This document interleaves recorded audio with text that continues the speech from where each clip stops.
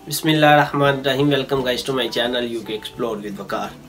आज जो है वो फ्रंट लाइन पे आके बड़े दिनों बाद एक वीडियो बना रहा हूँ, वरना मोस्टली इस तरह होता है कि आपको बजाय अपना आप दिखाने के तो वो जो मेन एक्चुअल जिस चीज़ पे हम जाना चाह रहे होते हैं, तो जो मेन या हमारा थीम होता है वीडियो का, हम डायरेक्ट उसी पे चले जाते हैं। बजाय के पीछे मैं स्पीकिंग करूं और बोल के समझाऊं, हम डायरेक्ट उसी पे चले जाते हैं। बहुत सारी वीडियो इससे पहले उसी पे अपलोड की थी, आप देखना चाहते हैं तो देख सकते हैं, वो अपलोड की हुई हैं, जिसमें हमने सेंट्रल लंदन बहुत सारी चीज़ों को दिखाया। लेकिन आज ये वीडियो थी फेस टू फेस और जो आपको एक इन्फॉर्मेशन देनी थी, तो ये वैसे जो है रैंडमली नहीं बन सकती थी। इसके लिए स्पेशल फॉर्मल तरीके से एक वीडियो बनना थी और उसी पे बात करना थी। तो बहरहाल जो भी है, ये एक एक्स्ट्रा चीज़ हो रही है तो बता दूं।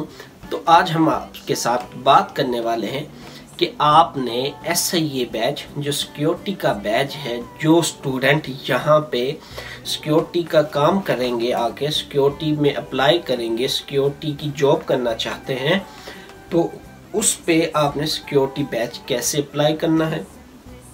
दूसरा, सिक्योरिटी बैच अप्लाई करते वक्त कौन से डॉक्यूमेंट्स चाहिए। सिक्योरिटी बैच अप्लाई करने के लिए आपने SIA की ऑफिशियली वेबसाइट पे जाके लॉगिन कैसे होना है और एंड पे इसकी फ़ीस कितनी है। तो बाकी जो सिक्योरिटी की अर्निंग है उस पर भी थोड़ा बहुत रैंडमली बात कर लेंगे। थोड़ी सी इस पे एक सेपरेट वीडियो है, उस पर आप देख लें कि किस तरह कमाना है और किस तरह बनाना है। तो चलते हैं, आज की वीडियो स्टार्ट करते हैं। तो अच्छा जी, सबसे पहले सिक्योरिटी की तरफ चलते हैं। पहले तो आपने किसी ना किसी सिक्योरिटी इंस्टीट्यूट में एडमिशन लेना है। यहाँ पे प्राइवेट सिक्योरिटी इंस्टीट्यूशन हैं जो मुख्तलिफ इदारों में या मुख्तलिफ इदारों के तहत काम कर रहे हैं और वो सिक्योरिटी का कोर्स करवा रहे हैं। आप यूँ समझ लें कि जो ये सिक्योरिटी के प्राइवेट इंस्टीट्यूट हैं, ये सबऑर्डिनेट काम कर रहे हैं ऑफिशियली अथॉरिटी के। मैं मिसाल लेके आपको समझा देता हूँ। जिस तरह आपने सिक्योरिटी कोई भी इम्तिहान पास करना है, एग्ज़ाम पास करना है, तो आपके प्राइवेट कॉलेजेस, प्राइवेट स्कूल आपकी प्रेपरेशन करवाते हैं और जो एग्ज़ाम होता है या तो वो इंस्टीट्यूट खुद लेता है या फिर वो कोई ना कोई इदारा लेता है। मसलन HEC है या कोई बोर्ड का इंस्टीट्यूशन है, या जिस तरह कोई भी इस तरह का बड़ा अथॉरिटी बोर्ड जो है वो एग्ज़ाम कंडक्ट करती है, या वो इदारा खुद ही कंडक्ट करके अपनी सिफारिश भेज देता है कि ये हमारा रिज़ल्ट बन रहा है। तो इसलिए आपने किसी न किसी प्राइवेट सिक्योरिटी में सबसे पहले एडमिशन लेना है, या जिसे आप रजिस्ट्रेशन कहते हैं, वो करवाने।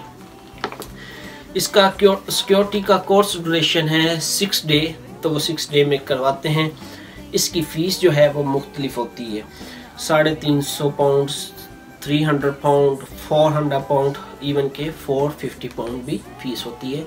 ये आप मुझसे पर्सनली पूछ सकते हैं, तो फिर मैं आपको गाइड कर दूंगा कि आपने कैसे करना है। सिक्योरिटी के कोर्सेज की बात कर लेते हैं। तो एक जनरल सिक्योरिटी होता है, जिस तरह आप देखते हैं कि पब्लिक क्राउड है, कोई मैचेस वगैरह हो रहे हैं, मसलन स्टेडियम में, या कोई सेलिब्रेशन हो रही है, तो रोड पे एक पूरी लाइन जो है सिक्योरिटी की ड्रा की जाती है।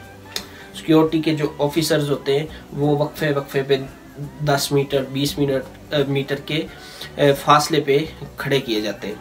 एक तो ये है, ये जनरल सिक्योरिटी होती है, ये पब्लिक क्राउड को कंट्रोल करने के लिए। दूसरा कोर्स होता है डोर सुपरवाइज़र का। ये डोर सुपरवाइज़र का कोर्स क्या है, मसलन जिस तरह हमारे ब्रांड्स के बाहर एक सिक्योरिटी ऑफिसर खड़ा होता है, तो वो फिर ब्रांड किसी भी इसी तरह, यानी कि डोर पे उसकी ड्यूटी लगेगी। जो मेन डोर है, या वो कोई कौंसल की बिल्डिंग होगी, फ्लैट होगा, कोई भी इस तरह की होगी, जो डोर पे सुपरवाइज़र करेगा, डोर को सुपरवाइज करेगा। यहाँ पे जो होटल्स होते हैं, रेस्टोरेंट होते हैं, उन पे भी आपको मिल सकती है जो डोर सुपरवाइज़र, ये है। तीसरा इसमें होता है कैमरा वॉचिंग का, कि आपको एक रूम दे दिया जाता है, आपने रूम में मॉनिटाइज करना होता है कैमरे क्या चल रहे हैं, क्या बाहर सिचुएशन चल रही है। अगर कोई इलीगैलिटी या मिसहैप हो रहा होता है तो आपने फिर अथॉरिटी को इन्फॉर्म कर देना होता है। ये कोर्सेज है। कोर्सेज की फ़ीस भी बता दी, कोर्स कितनी तरह के ये भी बता दिए। अब प्राइवेट जो होते हैं इदारे, कोर्स कैसे कंडक्ट करते हैं, इम्तिहान कैसे दिलवाते हैं, इसी पे बात कर लेते हैं। आपने जब रजिस्ट्रेशन करवा दी तो फिर आपकी वो प्रेपरेशन करवाते हैं।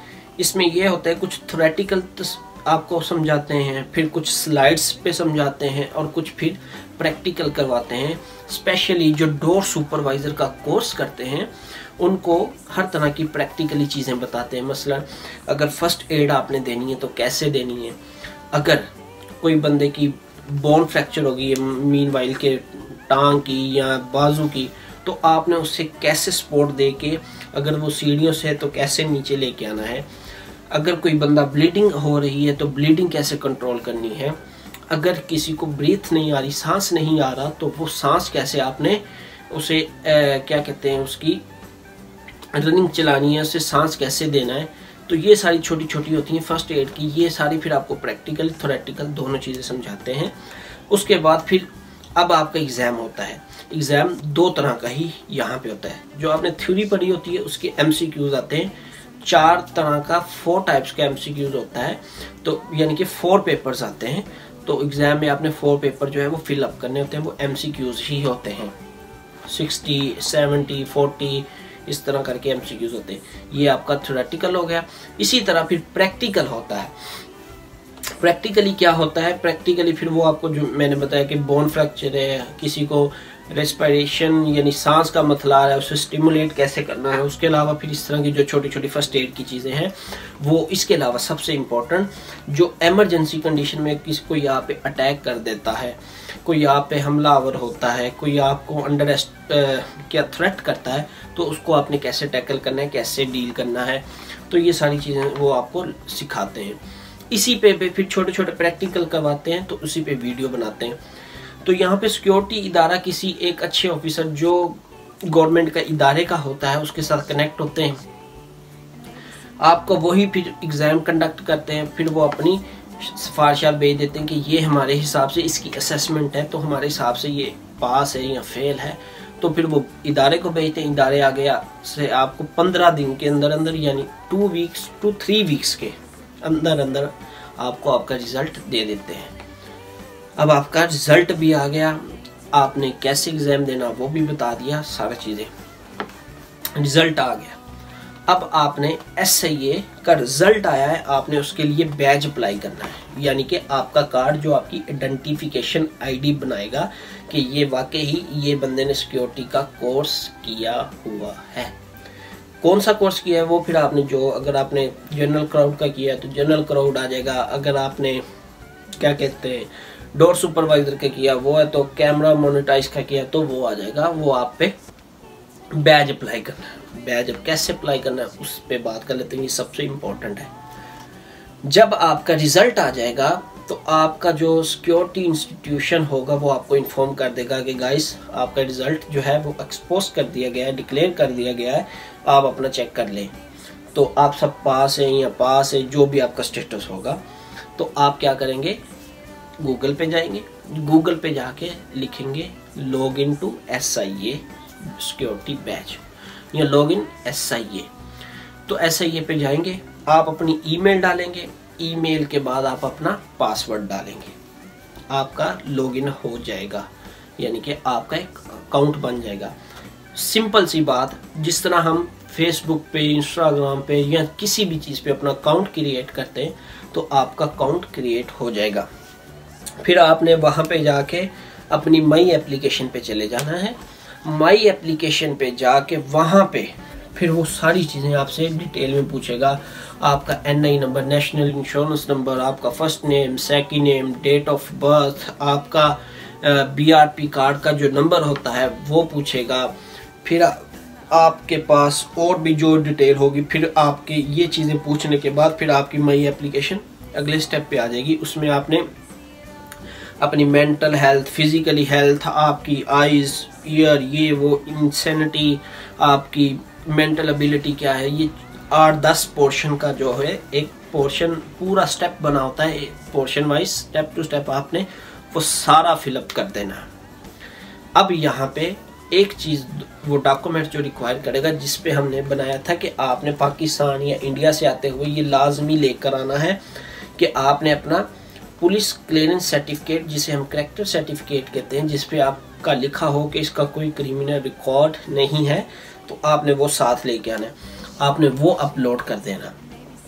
फिर क्या होता है, जो आपने अपना कॉन्टैक्ट नंबर दिया होता है, मेल दी होती है, उस पे आपको एक मैसेज आ जाता है। मैसेज आपको 13 डिजिट्स का होता है, वो आपने मैसेज सेव कर लेना है, स्क्रीनशॉट ले लेना है, जो भी करना है आपकी अपनी मर्जी है। वो आपने जब ले लेना है स्क्रीनशॉट, वो 13 नंबर का एक डिजिट्स वाला पूरा फिगर होता है, वो 1 से स्टार्ट होगा, 1 से स्टार्ट होता है। अगर आपने लॉगिन वहां पे कर लिया, अगर आपकी अनटिल अनलेस कोई मिस्टेक नहीं हुई, आपने वो पूरा फिल कर लेना। अगर आपको वो कह रहा है, रेड कोई पोर्शन दे रहा है कि यहाँ आपको कह रहा है कि आपकी डिटेल कोई ठीक नहीं है या आप हमारे रिकॉर्ड में नहीं है, अगर आपको ये स्टेटमेंट आ रही है, तो इट्स मीन दैट आपने कोई कमिटेड कर दी है पीछे मिस्टेक। तो आप वापस अपनी एप्लीकेशन पे जाएं और जो भी आपने प्रोसेस करना है उसे प्रोसीड करते जाएं और साथ सेव भी करते जाएं। अब बैक टू जाएं, बैक जाएं। जो रेड दिया होगा, समटाइम नेशनैलिटी गलत आ जाती है, जेंडर गलत आ जाता है, क्योंकि आप आजकल टच सिस्टम होता है मोबाइल पे, तो आप टच किसी और चीज़ पे करना चाह रहे हैं तो वो किसी और चीज़ पे हो जाता है। तो मतलब पाकिस्तान की नेशनैलिटी है, उसके ऊपर ही ओमान होती है, तो आप ओमान फिर हो जाता है। तो इस तरह की कोई मिस्टेक होगी, आपने परेशान बिल्कुल नहीं होना, ये जनरल सी बात है। तो आप अपनी रिव्यू करें अपनी एप्लीकेशन को, फिर अपने स्टेप बाय स्टेप आगे फॉरवर्ड करते जाए, तो फिर आपको मैसेज आ जाएगा। अगर मैसेज आ गया, it's mean clear, everything is okay. तो आपने अपना वो मैसेज जो 13 डिजिट्स वाला नंबर है, 1 से स्टार्ट होगा, वो सेव कर लेना है। अब आपने जाना है पोस्ट ऑफिस। अच्छा जी, यहाँ पे 2 तरह की फीस, एक तो आपने सिक्योरिटी इंस्टीट्यूशन जो प्राइवेट इदारा है उससे पे की, जो वो आपकी प्रेपरेशन करवाएंगे, एग्जाम लेंगे, ये तो एक साइड पे हो गया, वो 300 से 500 तक, ठीक है। अब आपने जो गवर्नमेंट की ऑफिशियली फीस है वो आपने पे करनी है। वो कैसे पे करनी है, वो आप अपने क्यों पे करनी है, वो जो आपका सिक्योरिटी का बैज होगा वो समझ ले उसी की फीस है, जो आपने पे करनी है, वो आपने उनसे बैज लेना है। आपने पोस्ट ऑफिस जाना है। पोस्ट ऑफिस कोई भी जो भी आपके करीब हो, या आप जॉब पे जा रहे हैं उधर मिल जाए, वो कोई मसला नहीं है कि आपने जहाँ आपकी अकोमोडेशन है वहीं पे जाना है, कोई मसला नहीं, जहाँ मर्जी जाए। लेकिन डॉक्यूमेंट्स मैं आपको बता देता हूँ कौन कौन से लेके जाने। प्रूफ ऑफ एड्रेस, जहाँ पे आपका ये लिखा हो कि ये फलां जगह पे रह रहा है, यानी कि आपका नाम पूरा लिखा हो, आपकी रहाइश अकोमोडेशन पूरी लिखी हो, दैट्स इट। वो 2 प्रूफ ऑफ आईडी मांगते। आप क्या कर सकते हैं, या तो अपने बैंक अकाउंट्स, अगर आपके पास 2 बैंक अकाउंट्स हैं तो आप उनकी क्या कहते हैं स्टेटमेंट जो है वो चाहे बैंक से निकलवा लें जाके, या आप खुद ही पहला जो फर्स्ट पेज होगा उसका आप प्रिंट आउट निकलवा लें, जिस पे जस्ट ये लिखा हो बैंक का लोगो या टाइटल वो बना होता है। आप अपने मोबाइल एप्लीकेशन से उसकी स्टेटमेंट निकाल सकते हैं। मोबाइल एप्लीकेशन अपलोड करें, डाउनलोड करें, डाउनलोड करके उसमें से अपने फर्स्ट जहाँ पे आपकी प्रोफाइल होती है, प्रोफाइल पे जाके स्टेटमेंट पे जाएं, स्टेटमेंट पे जाके वो सारा शो कर देगा, एक्सपोज कर देगा। अगर आप बैंक में नहीं जाना चाहते तो वो आपको सारी स्टेटमेंट दे देगा 1 मंथ की, वो निकालें। उसके प्रिंट 2 वो निकालें। अगर आपके पास फिजिकली बैंक है तो आप बैंक से निकलवाएंगे। जो फ्रंट डेस्क होता है रिसेप्शन वाला, हेल्प एंड सर्विस वाला डेस्क, सारे बैंकों में यहाँ पे यही चलता है, वो आपको उसी वक्त निकाल देंगे कि आपको कितनी देर की स्टेटमेंट चाहिए। आप कहेंगे कि बस जैसी भी है 15 दिन की दे दें, 20 दिन की, हमें तो सिर्फ टाइटल, अपना नाम, ये वो और एड्रेस चाहिए। अगर वो स्टैंप कर दें तो ठीक है, स्टैंप भी वो वैसे कर देते, स्टैंप करवा लें। तो अगर आपके पास फिजिकली बैंक है तो इस तरह कर लें, अगर आपके पास ऑनलाइन बैंक है तो आप खुद प्रिंट निकलवा सकते हैं। अच्छा जी, अब आपने ये प्रिंट निकलवा लिया। इन केस अगर आपके पास सिर्फ एक ही बैंक अकाउंट है तो आपके पास क्या है, नेशनल इंश्योरेंस नंबर का आपको एक लेटर आता है आपके एड्रेस पे, आप वो लेके जा सकते हैं, क्योंकि हमने सिर्फ उनको अपना प्रूफ ऑफ आईडी और प्रूफ ऑफ एड्रेस देना है, तो वो कोई भी हो सकता है। ये 2 चीज़ें, यानी कि प्रूफ ऑफ आईडी और प्रूफ ऑफ एड्रेस के लिए आपने या तो बैंक लेटर लेके जाने, 2 लेके आपको कहेंगे कि मोबाइल में ले जाएं। आपने किसी से सुना होगा, लेकिन मोबाइल में ना लेके जाएं, आपका चक्कर लगेगा। वो हार्ड फॉर्म में देखते हैं क्योंकि उन्होंने वेरिफिकेशन करनी होती है। फिर आपने दो चीज़ों में से एक चीज़ लेके जानी है। जब आप सिक्योरिटी इंस्टीट्यूशन में जाते हैं तो आप अपना रजिस्ट्रेशन करवाते हैं। अगर तो आपने रजिस्ट्रेशन पासपोर्ट पे करवाई है तो पासपोर्ट ही आपको पोस्ट ऑफिस लेके जाना है। अगर आपने BRP पे अपनी रजिस्ट्रेशन करवाई है तो फिर आपने BRP लेके जाना है। दोनों में से एक, वो डिपेंड करेगा कि आप अपनी रजिस्ट्रेशन कैसे करवा रहे हैं या कैसे करवाई है। तो दोनों में से ये चीज़ें आपने लेके जानी है, पासपोर्ट, BRP और 2 प्रूफ ऑफ ID। ये लेके आपने बैंक में पोस्ट ऑफिस चले जाना है। फिर पोस्ट ऑफिस जाके आपने उन्हें कहना है कि मैंने अपने SIA सिक्योरिटी बैज अप्लाई करना है। तो वो आपको कहेंगे सर आप अपना वो रजिस्ट्रेशन नंबर जो 13 डिजिट्स वाला है, 1 से स्टार्ट हो रहा है, वो शो कराएं, वो दिखाएं। आपने वो उसे बताना है। उसके अलावा आपने 2 प्रूफ ऑफ एड्रेस के पेजेस जो हैं वो देने हैं, BRP, अपना पासपोर्ट देना है। वो सारी वेरिफिकेशन करके, सारा चीज़ें करके फिर आपकी वो पिक लेगी, जो वो उसी वक्त अर्जेंट, जिसे हम या लाइव पिक कहते हैं, वो लेके अपलोड कर देगी SIA की वेबसाइट पे। और इसकी फ़ीस है 190 पाउंड्स इस वक्त, यानी कि 190 पाउंड्स जो है इसकी फ़ीस है, जो आपने लाइसेंस अप्लाई करना है। तो फिर आपकी सारी फॉर्मेलिटीज़ जो है वो पूरी हो जाएगी। तो आपको मैसेज रिसीव हो जाएगा कि आपका क्या है जी, आपका फ़ोटो अपलोड होगी, आपका फ़ीस आ गई है, आपने जो पे किया वो आ गया, हमें सारी चीज़ें मिल गई हैं।